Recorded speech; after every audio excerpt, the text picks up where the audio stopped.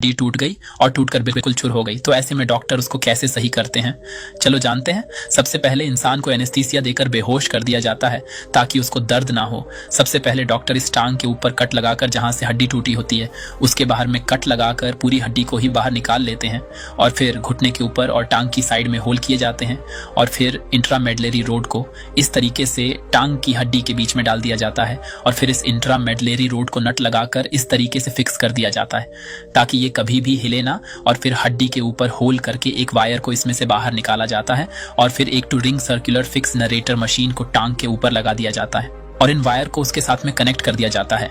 इस मशीन के ऊपर ये साइडों के अंदर 2 बोर्ड्स लगे हुए होते हैं। ये बटन की तरह ही काम करते हैं और इनको घुमाने पर यह मशीन हड्डियों को दूर दूर करना शुरू कर देती है।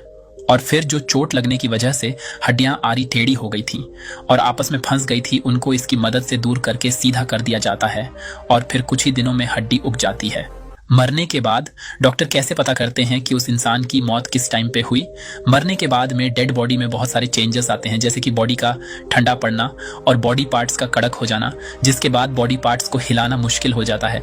मौत के बाद बॉडी इन स्टेजेस में डिकम्पोज होती है। मरने के आधे घंटे बाद में बॉडी का सारा ब्लड सरफेस से टच डिपार्टमेंट में इकट्ठा होना शुरू हो जाता है।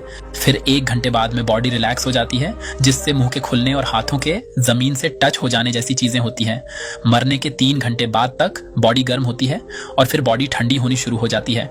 8 घंटे बाद में बॉडी का ब्लड जहां पे इकट्ठा हुआ है वो पार्ट्स नीले रंग के हो जाते हैं। फिर बॉडी में लैक्टिक एसिड और कैल्शियम का लेवल बढ़ने से बॉडी अकड़ जाती है। डेथ के 1 घंटे बाद में बॉडी का टेम्परेचर 2 डिग्री कम हो जाता है और बाद में हर घंटे 1 डिग्री कम होता है। फोरेंसिक एक्सपर्ट्स बॉडी के अकड़न और टेम्परेचर देखकर डेथ के टाइम का अनुमान लगाते हैं।